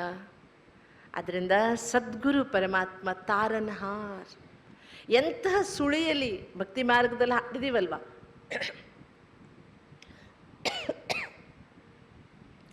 ಸುಳಿಯಲ್ಲಿ ಮುಳುಗಿದೆ ಅಂಬಿಗ ಅಲ್ವಾ? ಸುಳಿಯಲ್ಲಿ ಸಿಗಾಕೊಂಡ್ಬಿಟ್ಟಿದ್ದೀವಿ ನಾವು ಅಂತ. ಆದರೆ ಸುಳಿಯಿಂದಲೂ ಬಿಡಿಸುವವನು ಯಾರು? ಭಗವಂತ. ಗೊತ್ತಾ ನಿಮಗೆ? ನೀರಲ್ಲಿ ಯಾರಾದರೂ ಮುಳುಗಿದ್ರೆ ಹೆಂಗೆ ಎತ್ತುತ್ತಾರೆ ಗೊತ್ತಾ? ನೀರಲ್ಲಿ ಯಾರಾದರೂ ಮುಳುಗ್ತಿದ್ರೆ ಕೈಯೋ ಕಾಲೋ ಹಿಡಿದು ಎಳ್ಸಲ್ಲ. ಏನು ಮಾಡ್ತಾರೆ? ಜುಟ್ಟು ಹಿಡಿದು ಎಳಿತಾರೆ. ಕೈ ಕಾಲು ನೀವು ಹಿಡ್ಕೊಂಡ್ರೆ ಅವ್ರು ನಿಮ್ಮನ್ನು ಎಳ್ಕೊಂಡು ಹೋಗ್ಬಿಡ್ತಾರೆ. ನೀರಿನ ಸೆಳೆತ ಇರ್ತದಲ್ವಾ, ನಿಮ್ಮನ್ನು ಎಳ್ಕೊಂಡು ಹೋಗ್ತಾರೆ. ಜುಟ್ಟು ಹಿಡಿದ್ರೆ ಅವರಿಗೆ ಎಳ್ಕೊಂಡು ಹೋಗೋಕ್ಕಾಗಲ್ಲ. ಶಿವಬಾಬರವರು ನಮ್ಮ ಜುಟ್ಟು ಹಿಡಿದು ಎತ್ತಿದ್ದಾರೆ. ಈಗ ಜುಟ್ಟು ಅಂದರೆ ಬ್ರಾಹ್ಮಣರನ್ನಾಗಿ ಮಾಡಿ ಎತ್ತಿದ್ದಾರೆ. ಜುಟ್ಟಿನ ಸಮಾನ ಮಾಡಿ ನಮ್ಮನ್ನು ಶಿವಬಾಬಾ ಎತ್ತಿದ್ದಾರೆ ಇಲ್ವಾ? ಈಗ ಹಂಗೆ ಹಿಂಗೆ ಕೈಕಾಲು ಹಿಡಿಲಿಲ್ಲ ಬಾಬಾ, ನಮ್ಮನ್ನು ಶ್ರೇಷ್ಠ ಶಿಖೆಯ ಸಮಾನ ಬ್ರಾಹ್ಮಣರನ್ನಾಗಿ ಮಾಡಿ ಶಿವಬಾಬಾ ನಮ್ಮ ಜೀವನ ನೌಕೆಯನ್ನು ಪಾರು ಮಾಡ್ತಾ ಇದ್ದಾರೆ. ನಾವು ಸುಳಿಯಲ್ಲಿ ಸಿಕ್ಕಾಕೊಂಡ್ಬಿಟ್ಟಿದ್ವಿ. ಜನ್ಮ ಜನ್ಮಾಂತರದ ವಿಕರ್ಮಗಳ ವಿಕಾರಗಳ ಸುಳಿಯಲ್ಲಿ ಸಿಕ್ಕಾಕೊಂಡು ಹೊರಗೆ ಬರೋಕ್ಕಾಗದೆ ಒದಾಡ್ತಿದ್ವಿ. ಶಿವಬಾಬಾ ನಮ್ಮನ್ನು ಬ್ರಾಹ್ಮಣರನ್ನಾಗಿ ಮಾಡಿ ಸದ್ಗುರುವಿನ ವಿನಃ ಜ್ಞಾನ ಅರ್ಥಹೀನವಾಗಿದೆ. ಸದ್ಗುರುವೇ ನಮಗೆ ದಾರಿ ತೋರಿಸೋನು, ಶ್ರೀಮತ ನೀಡುವವನು. ಆದ್ದರಿಂದ ಸದ್ಗುರುವಿನ ಭಗವಂತನ ಆಜ್ಞೆಯನ್ನು ಪಾಲಿಸಬೇಕು. ಸದ್ಗುರುವಿನ ವಿನಃ ಜ್ಞಾನ ಅರ್ಥಹೀನವಾಗಿದೆ. ಸದ್ಗುರುವೇ ನಮಗೆ ದಾರಿ ತೋರಿಸುವವನು. ಬಾಬಾ ಯಾವಾಗಲೂ ಮುರಳಿಯಲ್ಲಿ ಒಂದು ಮಾತು ಹೇಳ್ತಾರೆ. ಏನು ಹೇಳ್ತಾರೆ ಗೊತ್ತಾ? ಒಂದು ಇಲಿಗೆ ಅರಿಶಿಣದ ಕೊಂಬು ಸಿಕ್ಕಿಬಿಡ್ತಂತೆ. ಅರಿಶಿಣದ ಕೊಂಬು ಸಿಕ್ಕಿದ ತಕ್ಷಣ ನಾನೇ ದೊಡ್ಡ ವ್ಯಾಪಾರಿ ಅಂತ ಮೆರೆಯಕ್ಕೆ ಶುರು ಮಾಡಿಬಿಟ್ಟಿತ್ತಂತೆ ಇಲಿ. ಸಿಕ್ಕಿದ್ದೇನೋ ಒಂದು ಅರಿಶಿಣದ ಕೊಂಬು. ಹಾಗೆ ನಮಗೂ ಒಂದು ಚೂರು ಪಾರ ಜ್ಞಾನ ಸಿಕ್ಕಿದ ತಕ್ಷಣ ನಾವೇನು ಕಡಿಮೆ ಅಂತ ಜಿಗಿದಾಡಕ್ಕೆ ಶುರು ಮಾಡಿಬಿಡ್ತೀವಿ. ಎಷ್ಟೋ ಜನ ನಮಗೆಲ್ಲ ಗೊತ್ತಾಗ್ಬಿಟ್ಟಿದೆ, ಅಷ್ಟೇ ತಾನೇ ಅಕ್ಕವ್ರೆ, ನಾನು ಆತ್ಮ ನಿಮ್ಮಪ್ಪ ಪರಮಾತ್ಮ, ಅಷ್ಟು ಗೊತ್ತಾಗ್ಬಿಟ್ಟಿದೆ ನಮಗೆ ಅಂದ್ಕೊಂಡ್ಬಿಡ್ತೇವೆ. ಇಲ್ಲ, ಕೊನೆಯುಸಿರಿನ ತನಕ ನಮಗೆ ಎಷ್ಟೇ ಜ್ಞಾನ ಇದ್ದರೂ ಸದ್ಗುರುವಿನ ವಿನಃ ನಮಗೆ ಸಿಕ್ಕಿರುವ ಜ್ಞಾನ ಅರ್ಥಹೀನ. ಸದ್ಗುರುವಿನ ವಿನಃ ಜ್ಞಾನ ನಾವು ಇದೆ ಅಂತ ಜಿಗಿದಾಡಿದ್ರೆ ನಾವು ಹಿರಣ್ಯಕಶಿಪು ಆಗಿಬಿಡ್ತೇವೆ ಅಲ್ವಾ, ಅಹಂಕಾರಿ ಆಗಿಬಿಡ್ತೇವೆ. ಆದ್ದರಿಂದ ಸದ್ಗುರುವೇ ನಮಗೆ ದಾರಿ ತೋರಿಸುವವನು, ಶ್ರೀಮತ ನೀಡುವವನು. ಆದ್ದರಿಂದ ಸದ್ಗುರುವಾದ ಭಗವಂತನ ಆಜ್ಞೆಯನ್ನು ಪಾಲಿಸಬೇಕು. ಬಹಳ ಇಂಪಾರ್ಟೆಂಟ್. ಬಾಬಾ ಹೇಳಿದ ಆಜ್ಞೆಯನ್ನು ಪಾಲಿಸಬೇಕು. ನೀವು ಕೇಳಿದ್ದೀರಾ, ಬಾಬಾ ಒಂದ್ಸಲ ಮುರುಳಿ ಹೇಳಿದ್ದಾರೆ, ನಾವೇನು ದೊಡ್ಡ ದೊಡ್ಡ ತಪ್ಪುಗಳನ್ನು ಮಾಡಿರಲ್ಲ, ಮಹಾಪಾಪಗಳನ್ನೇನೂ ಮಾಡಿರಲ್ಲ. ಆದರೂ ನಮ್ಗೆ ಇದ್ದಕ್ಕಿದ್ದಂಗೆ ಮೂಡ್ ಆಫ್ ಆಗುತ್ತೆ, ಉದಾಸ ಆಗ್ತೀವಿ. ಯಾಕೆ ಅಂತ ಅದಕ್ಕೆ ಬಾಬು ಒಂದು ರೀಸನ್ ಹೇಳಿದ್ದಾರೆ. ನೆನಪಿದೆಯಾ ಏನು ರೀಸನ್ ಹೇಳಿದ್ದಾರೆ ಅಂತ? ಏನು ಅಂದರೆ, ನಾವೇನು ದೊಡ್ಡ ದೊಡ್ಡ ತಪ್ಪುಗಳನ್ನು ಮಾಡಲ್ಲ, ಆದರೆ ಸಣ್ಣ ಸಣ್ಣ ಬಾಬರವರ ಆಜ್ಞೆಗಳನ್ನು ಉಲ್ಲಂಘನೆ ಮಾಡ್ತೇವೆ ಅಂತ. ಸಣ್ಣ ಸಣ್ಣ ಆಜ್ಞೆಗಳ ಉಲ್ಲಂಘನೆ. ಉದಾಹರಣೆಗೆ ಅಮೃತ ವೇಳೆ ಏಳಬೇಕು, ಹೇಳ್ತೇವೆ. ಬಾಬಾ ಅಷ್ಟೇ ಹೇಳಿದಾರ ಹೇಳ್ರಿ ಅಂತ, ಅದರ ಸ್ಥಿತಿ ಚೆನ್ನಾಗಿಟ್ಕೊಳ್ರಿ ಅಂತ ಹೇಳಿದಾರ. ನಾವು ಸ್ಥಿತಿ ಕಡೆ ಗಮನ ಕೊಡಲ್ಲ, ಅಥವಾ ಒಂಚೂರು ತಡವಾಗಿ ಹೇಳ್ತೇವೆ, ಇಲ್ಲ ಒಂದು 10 ನಿಮಿಷ ಯೋಗ ಮಾಡಿ ಬುಡಕ್ಕಂತ ನಿದ್ದೆ ಮಾಡಿಬಿಡ್ತೇವೆ ಆಮೇಲೆ ಅಲ್ವಾ. ನಮ್ಮದೇ ಮನೇಲಿ ಯಾರು ಹೇಳೋರು ಕೇಳೋರು ಇರಲ್ಲ. ಸಣ್ಣ ಸಣ್ಣದು ನಮ್ಮ ಮನಸ್ಸಿನಲ್ಲಿ ಏನಾಯ್ತು ಬಿಡು ನಡೀತದೆ ಅಂತ ಬಾಬಾದನ್ನು ಹೇಳಿದ್ದಾರೆ. ಸಣ್ಣ ಸಣ್ಣ ನಿಯಮಗಳ ಉಲ್ಲಂಘನೆ ಮಾಡ್ತಾ ಮಾಡ್ತಾ ಆ ಸಣ್ಣ ಸಣ್ಣ ತಪ್ಪುಗಳೆಲ್ಲ ಸೇರಿ ದೊಡ್ಡ ಹೊರೆಯಾಗಿ ನಮ್ಮ ಮೂಡನ್ನು ಏನು ಮಾಡ್ತವೆ, ಕೆಡಿಸ್ಬಿಡ್ತವೆ. ಅದಕ್ಕೆ ಅಟೆನ್ಷನ್ ಇರಬೇಕು. ಏನು ಅಟೆನ್ಷನ್ ಇರಬೇಕು? ಮಾಯೆ ಹುಲಿಯಾಗಿ ಬರೋದಿಲ್ಲ. ಮಾಯೆ ಹೆಂಗೆ ಬರುತ್ತೆ? ಇಲಿಯಾಗಿ ಬರ್ತದೆ. ದೊಡ್ಡ ರೂಪದಲ್ಲಿ ಬರೋದಿಲ್ಲ ಬ್ರಾಹ್ಮಣರಿಗೆ ಮಾಯೆ. ಹೆಂಗೆ ಬರುತ್ತೆ ಹೇಳಿ? ಅದಕ್ಕೆ ಗಣೇಶನ ವಾಹನ ಯಾವುದು? ಹುಲಿಯಲ್ಲ. ಹುಲಿ ಆದ್ರೆ ಊರಿಗೆಲ್ಲ ಗೊತ್ತಾಗುತ್ತಲ್ವ. ಬಂದರೆ ಇಲಿ ಬಂದರೆ ಗೊತ್ತಾಗುತ್ತಾ? ಎಂಥ ದೊಡ್ಡ ದೊಡ್ಡ ಅರಮನೆ RCC ಮನೆಗಳಲ್ಲೂ ಇಲಿ ಒಕ್ಕೊಂಬಿಟ್ಟಿರುತ್ತೆ. ಹಾಗೆ ಮಾಯೆಯೂ ಸಹ ಸೂಕ್ಷ್ಮ ರೂಪದಲ್ಲಿ, ಸಣ್ಣ ಸಣ್ಣ ರೂಪದಲ್ಲಿ ನಮ್ಮನ್ನು ಹಿಡ್ಕೊಂಬಿಟ್ಟಿರುತ್ತೆ.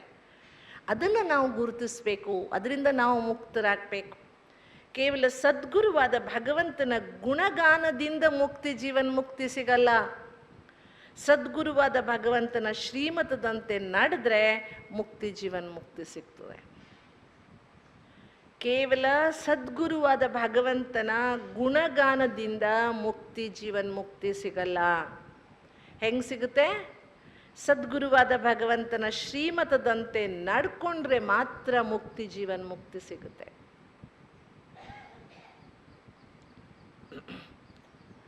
ಭಕ್ತಿ ಮಾರ್ಗದಲ್ಲಿ ನಮಗೆ ಹೊಗಳಿ ಅಭ್ಯಾಸ, ಭಗವಂತನ ಹೊಗಳಿ. ಅಲ್ಲಿ ಶಬ್ದಗಳು ಬೇರೆ, ಇಲ್ಲಿ ಶಬ್ದಗಳು ಬೇರೆ. ಇಲ್ಲಿಯೂ ಶಿವಬಾಬನ ಹೊಗಳ್ತೇವೆ, ಹೊಗಳೋಣ, ಖುಷಿ ಸಿಗುತ್ತೆ. ಬಾಬರವರ ಗುಣಗಾನ ಮಾಡುವುದರಿಂದ ಖುಷಿ ಸಿಗುತ್ತೆ. ಆದರೆ ಬರೀ ಗುಣಗಾನ ಮಾಡಿದರೆ ಪ್ರಯೋಜನವಿಲ್ಲ. ಗುಣಗಾನ ಮಾಡುವುದರ ಜೊತೆಗೆ ಗುಣಧಾರಣೆಯನ್ನು ಮಾಡ್ಕೋಬೇಕು. ಬಾಬರವರಲ್ಲಿ ಇರುವುದನ್ನು ನಮ್ಮಲ್ಲೂ ನಾವು ಅಳವಡಿಸ್ಕೊಳ್ತಾ ಹೋಗಬೇಕು. ಬಹುಶಃ ನಿಮಗೆ ಗೊತ್ತಿದೆ, ಇತ್ತೀಚಿನ ದಿನಗಳಲ್ಲಿ ಅನೇಕರಿಗೆ ವಿಟಮಿನ್ ಡಿ ಡೆಫಿಷಿಯನ್ಸಿ ಆಗ್ತಾ ಇದೆ, ಕೇಳಿದಿರಲ್ವಾ? ತುಂಬ ಜನರಿಗೆ ಡಾಕ್ಟರ್ಸ್ ವಿಟಮಿನ್ ಡಿ ಹೆಚ್ಚಿಸ್ಕೊಳ್ಳೋಕ್ಕೆ ಮಾತ್ರೆ ಕೊಡ್ತಿದ್ದಾರೆ, ಔಷಧಿ ಕೊಡ್ತಾರೆ. ವಿಟಮಿನ್ ಡಿ ಪುಕ್ಕಟೆ ಸಿಗುವಂಥದ್ದು ವಿಟಮಿನ್ ಡಿ. ಹೆಂಗೆ ಸಿಗುತ್ತೆ ಹೇಳಿ ವಿಟಮಿನ್ ಡಿ? ಸನ್ಲೈಟಿಂದ, ಸೂರ್ಯಪ್ರಕಾಶದಿಂದ, ಬೆಳಗಿನ ಹೊತ್ತು 8-10 ಗಂಟೆ ಒಳಗಿನ ಸೂರ್ಯಪ್ರಕಾಶದಿಂದ ನಮಗೆ ವಿಟಮಿನ್ ಡಿ ಸಿಗುತ್ತೆ.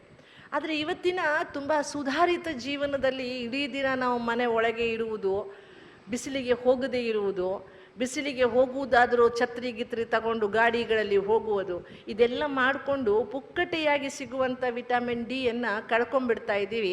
ಅದಕ್ಕಾಗಿ ಮಾತ್ರೆ ನುಂಗೋ ಪರಿಸ್ಥಿತಿ ಬಂದಿದೆ ಅಲ್ವಾ? ಎಷ್ಟು ಜನ ಪ್ರತಿದಿನ ವಿಟಮಿನ್ ಡಿ ಕುಡಿತೀರಿ?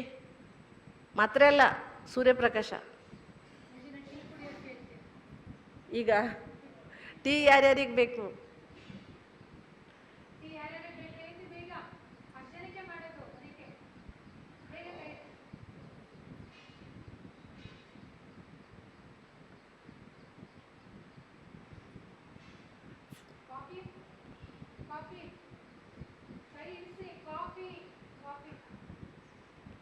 ಕಾಫಿ ಎಷ್ಟು ಜನರಿಗೆ ಬೇಕು? ಹಾಲು ಬೇಕಾ? ಎಷ್ಟು ಜನರಿಗೆ?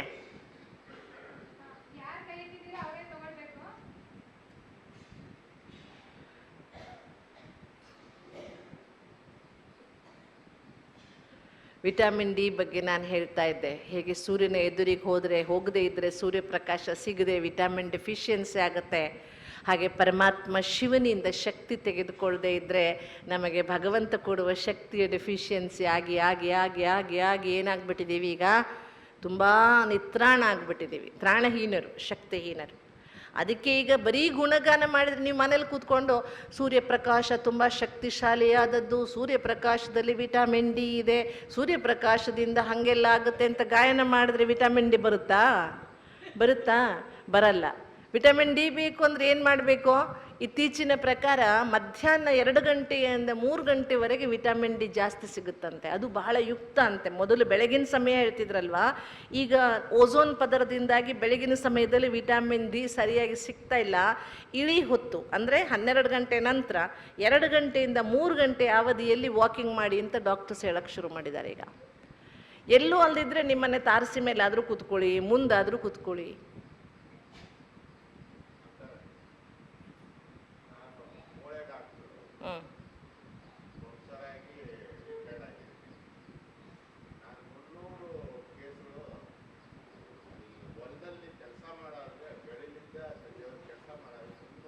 ಅವ್ರಿಗೆ ವಿಟಮಿನ್ ಡಿ ಡೆಫಿಷಿಯನ್ಸಿ.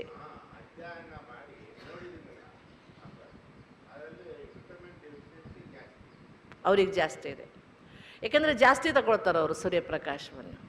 ಯಾವುದು ಜಾಸ್ತಿನೂ ಆಗಬಾರ್ದಲ್ಲ ಅಂದರೆ, ಇಡೀ ದಿನ ಸೂರ್ಯಪ್ರಕಾಶದಲ್ಲಿ ಇದ್ದು ಊಟ ಸರಿ ಮಾಡದೇ ಇದ್ದರೆ ಬರೀ ಸೂರ್ಯಪ್ರಕಾಶದಿಂದನೂ ಹೊಟ್ಟೆ ತುಂಬುತ್ತಾ?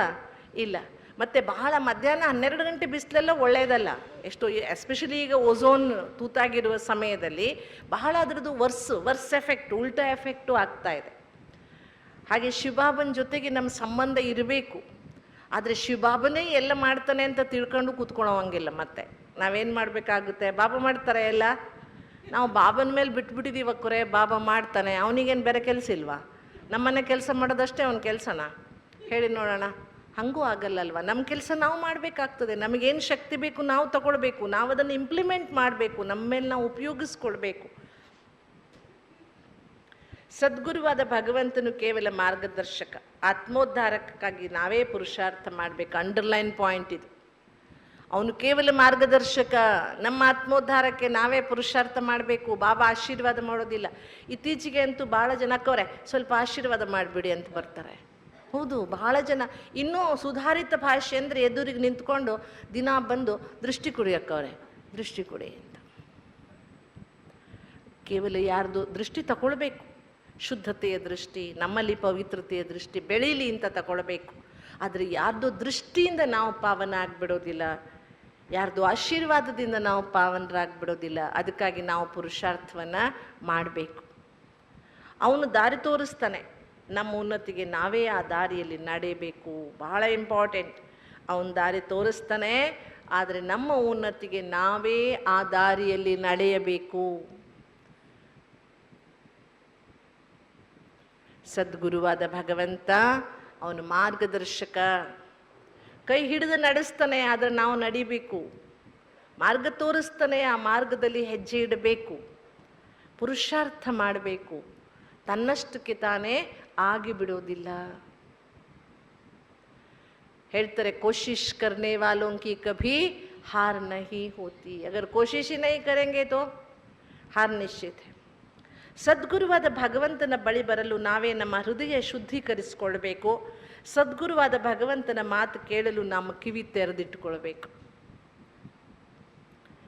ಭಗವಂತನ ಹತ್ರ ಬರೋಕ್ಕೆ ನಾವೇನು ಮಾಡಬೇಕು? ನಮ್ಮ ಹೃದಯವನ್ನು ಶುದ್ಧ ಮಾಡ್ಕೋಬೇಕು. ಹೇಗೆ ಹೃದಯ ಶುದ್ಧ ಮಾಡಿಕೊಳ್ಳೋದು? ಆತ್ಮಿಕ ಚಿಂತನೆಯಿಂದ ಹೃದಯ ಶುದ್ಧವಾಗ್ತದೆ, ಭಗವಂತನ ಸ್ಮೃತಿಯಿಂದ ಹೃದಯ ಶುದ್ಧವಾಗ್ತದೆ. ನಂತರ ಅವನು ಹೇಳಿದ್ದನ್ನು ಕೇಳೋಕ್ಕೆ ಕಿವಿ ತೆಗೆದಿಟ್ಕೊಳ್ಬೇಕು. ಹೇಳಿದ್ದು ಕೇಳದಿದ್ರೆ ಕಿವಿಲೇನು ಹೂವಿಟ್ಕೊಂಡಿದ್ಯಾ ಅಂತ ಕೇಳ್ತಾರಲ್ವಾ, ಹಾಗೆ ನಾವು ಭಗವಂತನ ಮಾತನ್ನು ಕೇಳದಿದ್ರೆ ಅಥವಾ ಕೇಳಿಯೂ ಬಿಟ್ಟರೆ, ಕೇಳಿಬಿಟ್ಟು ಹೋಗ್ಬಿಟ್ಟು ಅಂತ ಕೆಲವರು ಭಾಷೆ ಮಾತಾಡ್ತಾರಲ್ಲ, ಹಾಗೆ ಇದು ಬಿಟ್ಬಿಡ್ತೇವೆ ನಾವು. ಹಾಗಾಗಬಾರ್ದು.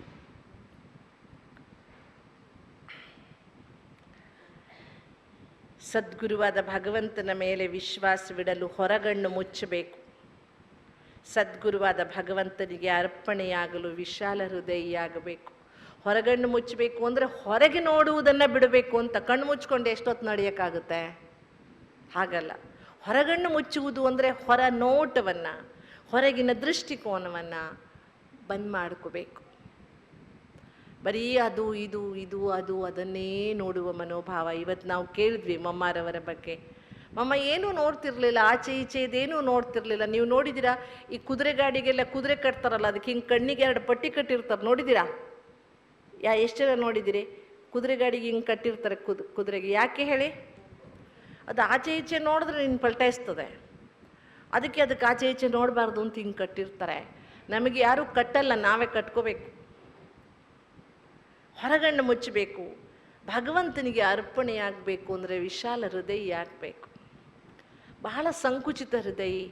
ನಾನು ನಾನು ನಾನು ನಂದು ನಂದು ನಂದು ಬಿಟ್ಟು ನಾನು ಅನ್ನುವುದಕ್ಕೆ ಬಾಬಾ, ನನ್ನದು ಅನ್ನುವುದನ್ನು ಬಾಬಾ ಕೊಟ್ಟಿದ್ದು ಅಂತ ಬದಲಾಯಿಸ್ಕೊಂಡ್ರೆ ಆಗ ನಾವು ಸದ್ಗುರುವಿನ ದಾರಿಯಲ್ಲಿ ಹೋಗೋಕ್ಕಾಗುತ್ತೆ.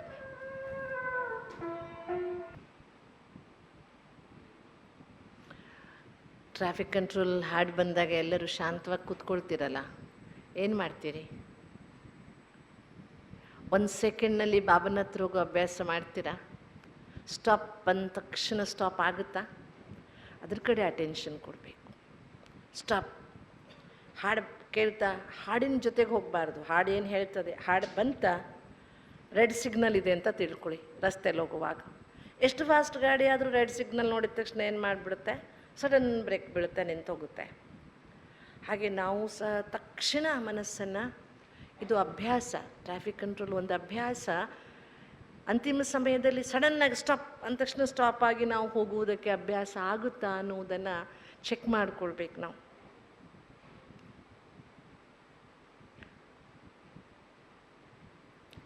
ಗುರುವಿಗೂ ಗುರು ಸದ್ಗುರುವಿಗೆ ಶರಣಾದರೆ ಭವಸಾಗರದಿಂದ ಪಾರು ಮಾಡುವ ಪರಮಶ್ರೇಷ್ಠ ಅಂಬಿಗ ತಂದೆ ಶಿವಪರಮಾತ್ಮನ ಕೈಯಲ್ಲಿ ನಮ್ಮ ಜೀವನ ನೌಕೆ ಸುರಕ್ಷಿತವಾಗಿರ್ತದೆ. ಗುರುವಿಗೂ ಗುರು ಸದ್ಗುರು, ಅವನಿಗೆ ಶರಣಾದರೆ ಆಗಿದ್ದೀವ? ಹೇಳ್ತಾ ಬಂದ್ವಿ, ತಮೇವ ಶರಣಂ ಗಚ್ಚ ಸರ್ವಭಾವೇನ ಭಾರತ. ನಿನಗೆ ಶರಣಾಗ್ತೇನೆ, ಅವನಿಗೆ ಶರಣಾಗ್ತೇನೆ. ಆದರೆ ಸಂಪೂರ್ಣ ಶರಣಾಗಿದ್ದೇವಾ? ಜೋ ಕುಚ್ ಮೇರಾ ಹೇ ಸಬ್ ಕುಚ್ ತೇರಾ ಹೇ, ಎಲ್ಲವೂ ನಿನ್ನದು ಎನ್ನುವ ಸಮರ್ಪಣಾ ಭಾವನೆ ಇದೆಯಾ? ಆ ರೀತಿ ಶರಣಾದರೆ ಈ ಭವಸಾಗರದಿಂದ ಪಾರು ಮಾಡುವ ಪರಮಶ್ರೇಷ್ಠ ಅಂಬಿಗ ತಂದೆಯಾಗಿದ್ದಾರೆ. ಶಿವಪರಮಾತ್ಮನ ಕೈಯಲ್ಲಿ ಜೀವನ ನೌಕೆ ಸುರಕ್ಷಿತವಾಗಿದೆ. ಅವನ ಹತ್ರ ಕೊಟ್ಬಿಡಿ, ನೀವು ನಿಶ್ಚಿಂತರಾಗಿರಿ. ನಮ್ಮ ಜೀವನ ನೌಕೆ ಯಾವುದೇ ಎಡವಟ್ಟುಗಳಿಲ್ಲದೆ ಸುರಕ್ಷಿತವಾಗಿ ಗುರಿ ತಲುಪ್ತದೆ. ಆದರೆ ನಾವೇನು ಮಾಡ್ತೇವೆ ಗೊತ್ತಾ? ಕೊಟ್ಟಂಗೆ ಮಾಡ್ತೇವೆ, ತಗೊಂಡ್ಬಿಡ್ತೇವೆ. ಸಣ್ಣ ಮಕ್ಕಳು ಮಾಡ್ತಾರಲ್ಲ, ನೋಡಿದ್ದೀರಾ ನೀವು? ಸಣ್ಣ ಮಕ್ಕಳು ಅವ್ರಿಗೆ ಏನಾರು ತಂದ್ಕೊಡಿ, ನಿಮಗೆ ಕೊಟ್ಟು ತಗೊಳ್ಳಿ ಅಂತ ಮತ್ತೆ ವಾಪಸ್ ಬಂದು ಇಸ್ಕೊಂಡ್ಬಿಡ್ತಾರೆ ವಾಪಸ್. ಜಾಸ್ತಿ ಹೊತ್ತು ನಿಮ್ಮ ಹತ್ರ ಕೊಡಲ್ಲ. ನಿಮಗೊಂದು ಕೊಡ್ತೇನೆ ತಗೊಳ್ಳಿ ಮತ್ತೆ ಇಲ್ಲ ನನಗೆ ಬೇಕು ಅಂತಾರೆ. ಸಣ್ಣ ಮಕ್ಕಳು ಈ ರೀತಿ ಮನೆಯಲ್ಲಿ ತುಂಬ ಆಟ ಮಾಡ್ತಾ ಇರ್ತಾರೆ. ನೀವು ಸಣ್ಣವ್ರು ಇರುವಾಗ ಹಂಗೆ ಮಾಡಿರ್ತೀರ. ನಾವು ಶಿವನ ಹತ್ರ ಹಂಗೆ ಮಾಡ್ತೀವಿ. ಬಾಬಾ ಹೇಳಿದ್ರ, ಒಂದು ಮುರುಳಿ ಕೇಳಿದ್ವಾ, ನಶೆ ಏರ್ಬಿಡ್ತಾ, ಎಲ್ಲ ನಿಂದೆ ಬಾಬಾ, ಎಲ್ಲ ನಿಂದೆ ಬಾಬಾ, ಎಲ್ಲ ನಿಂದೆ ಬಾಬಾ. ಆಮೇಲೆ ಅದು ಹೆಂಗಾಗುತ್ತೆ ಬಾಬಾ, ನೀನು ಎಷ್ಟು ಅಂತ ಜೋಪಾನ ಮಾಡ್ತೀಯಾ? ಅದಕ್ಕೆ ನಾನು ಜೋಪಾನ ಮಾಡ್ತೀನಿ ಇರು ಅಂತ ಏನು ಮಾಡ್ತೀವಿ ವಾಪಸ್. ಅದಕ್ಕೆ ಬಾಬಾ ಹೇಳ್ತಾರೆ, ದಾನ ಕೊಟ್ಟಿದ್ದನ್ನು ವಾಪಸ್ ತಗೊಳ್ಬಾರ್ದು ಅಂತ ಅಲ್ವಾ. ನಾನು ಯಾವಾಗಲೂ ಕಳಿಸಲೂ ಹೇಳಿದ್ದೆ, ಬಹುಶಃ ನೀವು ಕೇಳಿರಬೇಕು. ಒಂದು ಸಣ್ಣ ಅನುಭವ ಹೇಳಿದ್ದೆ ಈ ವಿಷಯದಲ್ಲಿ. ನಾವೆಲ್ಲ ಮೊದಲು ಮೌಂಟ್ ಅಬುಗೆ ಹೋಗ್ತಿದ್ವಲ್ಲ, ವಾಯಾ ಮುಂಬೈ ಹೋಗ್ತಿದ್ವಿ. ಈಗಿನ ಹಾಗೆ ನೇರವಾದ ಟ್ರೈನ್ಸ್ ಇರಲಿಲ್ಲ. ಹುಬ್ಳಿಯಿಂದ ಮೀರಜಿಂದ ಮುಂಬೈಯಿಂದ ಅಹಮದಾಬಾದಿಂದ ಅಬು ರೋಡ್ 4 ಟ್ರೈನು. ಮುಂಬೈಯಲ್ಲಿ ಬೆಳಗ್ಗೆ ತಲುಪ್ತಿದ್ವಿ 6 ಗಂಟೆಗೆ, ಸಂಜೆ 8 ಗಂಟೆಗೆ ಟ್ರೈನು. ಅಲ್ಲಿವರೆಗೆ ಟ್ರೈನ್ ಇಲ್ಲ. ಇಡೀ ಹಗಲು ಮುಂಬೈ ರೈಲ್ವೆ ಸ್ಟೇಷನಲ್ಲಿ ಇರಬೇಕಿತ್ತು ನಾವು. ನಾವೇನು ಮಾಡ್ತಿದ್ವಿ, ಬೆಳಿಗ್ಗೆ ದಾದರ್ನಲ್ಲಿ ಇಳಿತಿದ್ವಿ, ಸೆಂಟ್ರಲ್ಗೆ ಹೋಗಬೇಕು ನಾವು, ಅಂದರೆ ವೆಸ್ಟರ್ನ್ ರೈಲ್ವೆ, ಆ ಕಡೆ ಹೋಗಿ ಟ್ರೈನ್ ಹಿಡಿಬೇಕು. ಲೋಕಲ್ ಟ್ರೈನ್ ಹತ್ತಿದ್ವಿ. ಅಲ್ಲೆಲ್ಲ ಎಲೆಕ್ಟ್ರಿಕಲ್ ಟ್ರೈನ್ ಇದೆಯಲ್ಲ, ಲೋಕಲ್ ಟ್ರೈನ್ ಮುಂಬೈಯಲ್ಲಿ, ಅದು ಭಾಳ ಫೇಮಸ್. ಒಂದ್ಸಲ ನಾವು ಟೀಚರ್ಸ್ ಮೌಂಟ್ ಅಬುಗೆ ಹೊರಟಿದ್ವಿ, ಒಂದು 25 ಜನ ಇದ್ವಿ. ನಾವೆಲ್ಲ ಲೇಡೀಸೇ ಇದ್ದಿದ್ದಕ್ಕೆ ಲೇಡೀಸ್ ಕಂಪಾರ್ಟ್ಮೆಂಟಲ್ಲಿ ಹತ್ತಿದ್ವಿ. ಬೆಳಿಗ್ಗೆ 6 ಗಂಟೆಗೆ ಮಹಾಲಕ್ಷ್ಮಿ ಎಕ್ಸ್ಪ್ರೆಸ್ ಇಳಿದವರು ಸೀದಾ ಎಲೆಕ್ಟ್ರಿಕ್ ಟ್ರೈನ್ ಹತ್ತಿದ್ವಿ. ಬೆಳಿಗ್ಗೆ ಟ್ರೈನಲ್ಲಿ ರಶ್ ಇರಲ್ಲ. ಲೇಡೀಸ್ ಕಂಪಾರ್ಟ್ಮೆಂಟ್ನಲ್ಲಿ ಬೆಳಿಗ್ಗೆ ಮೀನು ಮಾರೋರು ಜಾಸ್ತಿ ಇರ್ತಾರೆ ಮುಂಬೈಯಲ್ಲಿ. ಇಷ್ಟಿಷ್ಟು ದೊಡ್ಡ ಬುಟ್ಟಿ ಮೀನಿಂದ ಹೊತ್ಕೊಂಡು ನಿಂತ್ಕೊಂಡಿರ್ತಾರೆ ಅವರು. ಮೀನು ಮಾರೋರು ಅಂದರೆ ಎಷ್ಟು ಸುಗಂಧ ಇರುತ್ತೆ ಗೊತ್ತಲ್ಲ ನಿಮಗೆ. ನೀರು ತೊಟ್ಟಿಕ್ತಾ ಇರುತ್ತೆ, ಅದಕ್ಕೆ ಐಸ್ ಹಾಕ್ಕೊಂಡಿರ್ತಾರಲ್ವ, ನೀರು ತೊಟ್ಟಿಕ್ತಾ ಇರುತ್ತೆ, ದುರ್ವಾಸನೆ ಹೊಡೆತಿರುತ್ತೆ. ಆ ಮೀನು ಮಾರೋರಿಗಿದೆಯಲ್ಲ, ಅವ್ರ ಮುಂದೆ ನೀವು ಮೂಗು ಮುಚ್ಕೊಂಡ್ರೆ ಸಿಕ್ಕಾಬಟ್ಟೆ ಸಿಟ್ಟು ಬರುತ್ತೆ ಅವ್ರಿಗೆ. ಮೀನು ತೆಗೆದು ತಿವಿತಾರೆ ನಿಮ್ಮ ಮುಖಕ್ಕೆ, ಅವ್ರಿಗೆ ಭಾರಿ ಸಿಟ್ಟು ಬರುತ್ತೆ. ನಾವು ಸುಮ್ಮನೆ ನಿಂತ್ಕೊಂಡಿದ್ವಿ. ಬೆಳಿಗ್ಗೆ ಅಲ್ವಾ, ಹೊಟ್ಟೆಲ್ಲ ತೊಳಿಸ್ತಾ ಇತ್ತು. ಅಷ್ಟೊತ್ತಿಗೆ ದಿನ ಪ್ರಯಾಣ ಮಾಡೋರು ಇರ್ತಾರಲ್ವ ಟ್ರೈನ್ನಲ್ಲಿ. ಅದರಲ್ಲಿ ಒಬ್ಬ ಅಕ್ಕ ಏನು ಹೇಳಿದ್ರು, ಮರಾಠಿಯಲ್ಲಿ ತಾಯಿ ಅಂತಾರೆ ಅಕ್ಕನಿಗೆ, ತಾಯಿ ಆ ಬುಟ್ಟಿ ತಲೆ ಮೇಲೆ ಯಾಕೆ ಹೊತ್ಕೊಂಡಿದೀಯಾ, ಕೆಳಗಿಟ್ಬಿಡು ಅಂತ ಹೇಳಿದ್ರು. ಅಜ್ಜೆ ಅಲ್ವಾ, ಭಾರ ಅಲ್ವಾ ಅಂತ. ಅದಕ್ಕೆ ಆ ಮೀನು ಮಾರೋ ಹೆಂಗಸ ಏನು ಹೇಳ್ತಾಳೆ ಗೊತ್ತಾ, ಅರೆ ತಾಯಿ, ಇಷ್ಟು ಗೊತ್ತಿಲ್ವಾ ನಿನಗೆ, ಬುಟ್ಟಿ ಕೆಳಗಿಟ್ಬಿಟ್ರೆ ಟ್ರೈನಿಗೆ ಭಾರ ಆಗಲ್ವಾ ಅಂತೆ. ಈಕೆ ತಲೆ ಮೇಲೆ ಇಟ್ಕೊಂಡ್ರು ಹೊತ್ಕೊಂಡೋಗಿದ್ದು ಯಾವುದು ಮತ್ತೆ ಟ್ರೈನೇ ಅಲ್ವಾ. ಹಾಗೆ ನಾವು ಸಹ ಏನು ಅಂದ್ಕೊಳ್ತೀವಿ ಗೊತ್ತಾ, ನಮ್ಮದೆಲ್ಲ ಕಷ್ಟ ಶಿವಬಾಬನಿಗೆ ಕೊಟ್ಬಿಟ್ರೆ ಪಾಪ ಬಾಬನಿಗೆ ಕಷ್ಟ ಜಾಸ್ತಿ ಆಗುತ್ತೆ ಅಂತ ನೆಪ ಮಾಡಿಕೊಂಡು ನಾವೆಲ್ಲವನ್ನು ನಾವೇ ಹೊತ್ತಾಡ್ಕೊಂಡು ಅಲ್ಲಾಡಿಸ್ಕೊಂಡಿರೋ ಪ್ರಯತ್ನ ಮಾಡ್ತೀವಿ. ನಮ್ಮ ಹತ್ರ ನಿಭಾಯಿಸೋಕ್ಕಾಗಲ್ಲ. ಭಗವಂತನಿಗೆ ಶರಣಾಗುವುದೂ ಇಲ್ಲ, ಅರ್ಪಣೆನೂ ಮಾಡೋದಿಲ್ಲ. ಕೊನೆಗೆ ಒದ್ದಾಡಿ ಹಾಗೆ ಜೀವನದಲ್ಲಿ ಕಷ್ಟಪಡ್ತೀವಿ. ಅದಕ್ಕೆ ಯಾರ ಕೈಯಲ್ಲಿ ಕೊಡಬೇಕು ನಮ್ಮ ಜೀವನ ನೌಕೆಯನ್ನು? ಬಹಳ ಚಂದ ಬಾಬರವರ ಮಾತು, ಯಹ ಸದ್ಗುರು ಕಾ ದರ್ ಹೈ, ಯಹಾ ಮನ್ಮಾನಿ ನಹಿ ಹೋತಿ, ಯಹ ಬಾತ್ ಭಿ ಪಕ್ಕಿ ಹೈ, ಕೊಯ್ ಪರೇಶಾನಿ ನಹಿ ಹೋತಿ. ಇದು ಸದ್ಗುರುವಿನ ಬಾಗಿಲು. ಇಲ್ಲಿ ಮನಸ್ಸೋ ಇಚ್ಛೆ ಏನು ಮಾಡುವ ಹಾಗಿಲ್ಲ. ಇಲ್ಲಿ ಮನ್ಮತ ನಡೆಯುವುದಿಲ್ಲ, ಮನ್ಮಾನಿ ನಹಿ ಚಲ್ತಿ.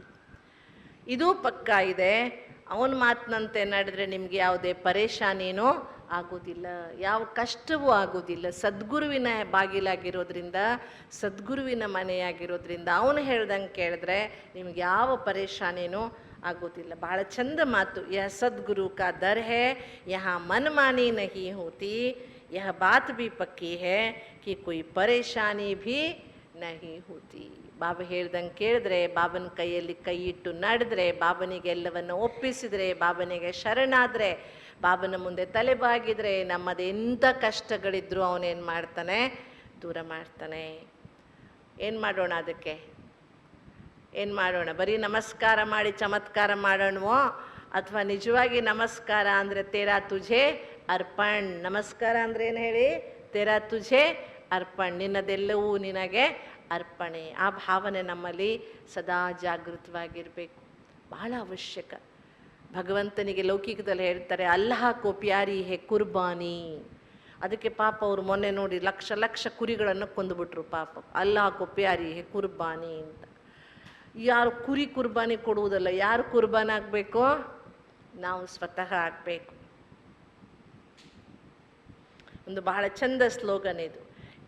ಏಕ್ ವಾಕ್ಯ ಮಹಾವಾಕ್ಯ ಹೋ, ಕೋಯಿ ಬಿ ಬೋಲ್ ವ್ಯರ್ಥ ನ ಜಾಯೆ, ತಬ್ ಕಹೆಂಗೆ ಮಾಸ್ಟರ್ ಸದ್ಗುರು. ಒಂದೊಂದು ಮಾತು ಮಹಾವಾಕ್ಯವಾಗಿರಬೇಕು, ಯಾವ ಮಾತು ವ್ಯರ್ಥವಾಗಬಾರ್ದು, ಆಗ ಹೇಳಲಾಗ್ತದೆ ಮಾಸ್ಟರ್ ಸದ್ಗುರು ಅಂತ.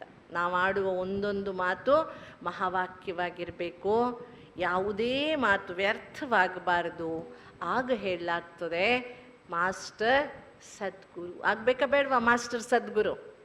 ಆಗಬೇಕಲ್ವಾ? ಎಲ್ಲರೂ ಮಾಸ್ಟರ್ ಸದ್ಗುರು ಆಗಬೇಕು ಅಂದರೆ ಲೌಕಿಕದಲ್ಲಿ ಹೇಳ್ತಾರೆ, ಒಂದು ಭಾಳ ಚಂದ ಕವಿವಾಣಿ ಇದೆ. ನಾವಾಡುವ ಮಾತು ಹೀಗಿರಲಿ ಗೆಳೆಯ, ಮೃದು ವಚನ ಮೂರ್ಲೋಕ ಗೆಲ್ಲುವುದು ತಿಳಿಯ, ಮೌನ ಮೊಗ್ಗೆಯು ನೊಡೆದು ಮಾತೊಂದು ಬರಲಿ, 3 ದಿನದ ಬಾಳು ಘಮಘಮಿಸುತ್ತಿರಲಿ ಅಂತ. ಭಾರಿ ಚಂದ ಕವಿ ವಾಕ್ಯ ಇದು. ನಾವಾಡುವ ಮಾತು ಹೀಗಿರಲಿ ಗೆಳೆಯ, ಮೃದು ವಚನ ಮೂರ್ಲೋಕ ಗೆಲ್ಲುವುದು ತಿಳಿಯ ಅಲ್ವಾ? ಆದ್ದರಿಂದ ಬಾಬಾ ನಮಗೇನು ಹೇಳ್ತಾರೆ, ನಾವಾಡುವ ಮಾತು ಮಹಾವಾಕ್ಯವಾಗಬೇಕು, ಯಾವ ಮಾತು ವ್ಯರ್ಥವಾಗಬಾರ್ದು, ಆಗ ಹೇಳಲಾಗ್ತದೆ ಮಾಸ್ಟರ್ ಸತ್. ಹೀಗೆ ಸದ್ಗುರು ಶಿವಬಾಬರವರ ದರ್ಬಾರ್ನಲ್ಲಿ ನಾವೆಲ್ಲ ಕೂತಿದ್ದೇವೆ. ಸದ್ಗುರು ಶಿವಬಾಬರವರ ಮಾತಿನಂತೆ ನಡಿಬೇಕು. ಸದ್ಗುರು ಶಿವಬಾಬರವರಿಗೆ ನಾವು ಯಾವಾಗಲೂ ಸಹ ಶರಣಾಗಿರಬೇಕು. ನಮ್ಮ ಅಹಂಕಾರದ ತಲೆಯನ್ನು ಎತ್ತಬಾರ್ದು. ಏಕೆಂದರೆ ನಾನು ನಾನು ನಾನು ಅಂತ ಮೆರೆದಾಡಿ ನೋಡಿದ್ವಿ, ಏನೇನೂ ಸಾಧಿಸೋಕ್ಕಾಗಲಿಲ್ಲ. ಏನಾದರೂ ಮಾಡೋಕ್ಕಾಯ್ತಾ? ಏನೂ ಮಾಡೋಕ್ಕಾಗಲಿಲ್ಲ. ಈಗೆಲ್ಲವೂ ಅವನದು ಅಂತ ತಿಳ್ಕೊಂಡು ಅವನ ಹೇಳಿದ ಹಾಗೆ ನಡೆದುಕೊಳ್ಳುವ ಸಂಕಲ್ಪವನ್ನು ಮಾಡಿದ್ರೆ, ಲೌಕಿಕದಲ್ಲಿ ಹೇಳ್ತಾರೆ, ಹರ ಮುನಿದರೆ ಗುರು ಕಾಯುವನು, ಗುರು ಮುನಿದರೆ ಯಾರು ಕಾಯುವವರಿಲ್ಲ ಅಂತ.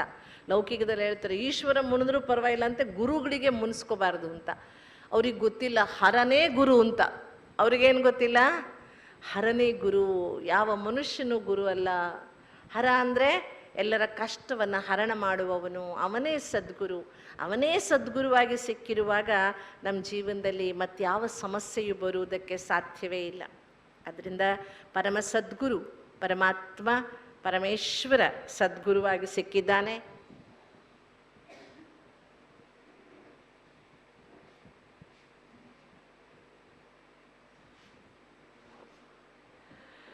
ನಾವೆಲ್ಲರೂ ಸಹ ಸಂಗಮ ಯುಗದಲ್ಲಿ ನೋಡಿ, ಈಗ ನಾನು ಒಂದು 7ನೇ